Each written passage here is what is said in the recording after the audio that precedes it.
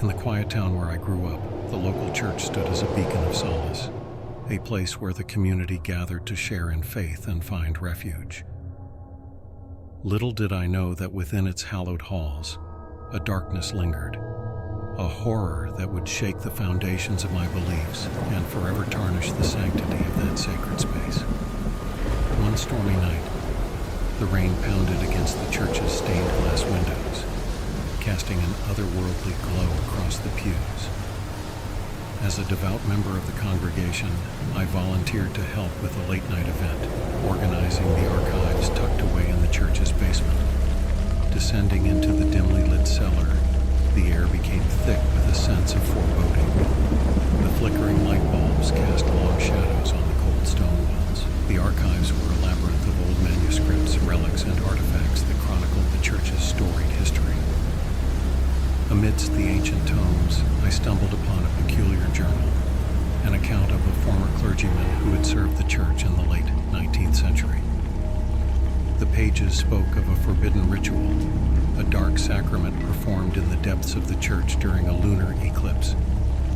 Intrigued and unnerved, I continued reading, unraveling a tale of malevolent forces and unholy pacts. As the clock struck midnight, I found myself drawn to the cavernous chamber beneath the church, an area mentioned in the journal as the site of the forbidden ritual. A staircase hidden behind a dusty tapestry led me to a forgotten catacomb, a place untouched by the passage of time. The air within the catacomb felt charged with an unseen energy. I traced the eerie glow to the center of the chamber, where a stone altar stood bathed in an unnatural radiance. Symbols etched into the floor pulsed with malevolent power, and the air hummed with an otherworldly resonance. As I explored the chamber, whispers echoed from the shadows, unearthly voices recounting tales of anguish and suffering.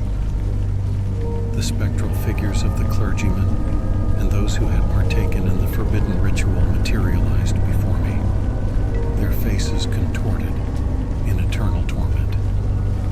Desperation gripped me as I tried to escape, but an invisible force seemed to bind me to the accursed altar. The whispers intensified, revealing the church's dark history, a legacy tainted by a pact with a demonic entity, forged in a moment of desperation by those who sought forbidden knowledge. As the echoes of the ritual reached a crescendo, the catacomb shook with an otherworldly force. The stone altar pulsed with an unholy energy, and a shadowy figure emerged from the depths. The demonic entity, its form shrouded in darkness, loomed before me, a grotesque manifestation of the church's dark secrets, in a haunting voice that echoed through the catacomb. The entity spoke of the sins committed within the sacred space. It recounted the anguish of those who had unknowingly worshipped in the shadows of malevolence, their prayers unknowingly feeding the insatiable hunger of the unholy pact. With a bone-chilling scream, the catacomb was consumed by darkness. When the shadows receded, I found myself alone in the dimly lit cellar, the journal clutched tightly in my hands. The storm outside had subsided, but the horror within the church persisted, a malevolent force that transcended time, forever staining the sanctity of the sacred space. Haunted by the truth I had uncovered, I left the church that night forever changed by the realization that even the holiest of places could be tainted by the darkness that lurked within its history. The horror of the forbidden ritual and the demonic entity that had feasted on the souls of the faithful would forever cast a pall over the once hallowed halls of the church in my hometown. The church was not just a spiritual haven, but also the keeper of a chilling secret, a secret that would unravel the very fabric of my reality. I had always been drawn to the mysterious allure of the old chapel, its weathered spire reaching towards the heavens. Late one evening, a peculiar invitation arrived, an anonymous letter that spoke of a hidden ritual, rumored to take place within the church's hallowed halls during the witching hour. Compelled by a mix of curiosity and trepidation, I found myself standing in front of the church as the moon cast an eerie glow upon its age-old stones. The heavy oak door groaned open as I stepped inside, the echoes of my footsteps magnifying the oppressive silence. The air in the church felt charged with an unsettling energy, and the flickering candles cast dancing shadows on the time-worn pews. As I ventured deeper, I stumbled upon a concealed chamber beneath the altar, an ancient catacomb that seemed to defy the laws of time. The walls were adorned with cryptic symbols, and the air pulsed with a rhythmic cadence that resonated with an unseen force. The flickering candlelight revealed an altar, upon which lay a tattered book bound in human skin. Its pages chronicled a ghastly history, a series of rituals conducted over centuries, each more sinister than the last. In a trance, I began to read aloud from the forbidden text, unknowingly becoming a participant in the cursed legacy of the church. The chamber trembled as the atmosphere thickened with an unholy presence, and shadows coalesced into grotesque figures that writhed in the dim light.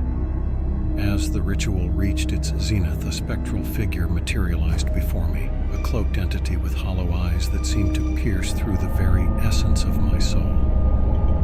The air grew colder as the figure spoke in a haunting whisper, revealing the church's dark past. Centuries ago, a clandestine sect within the clergy had made a pact with a malevolent entity, seeking forbidden knowledge and power. The church had become a vessel for the otherworldly force, its walls echoing with the anguish of the unknowing congregation.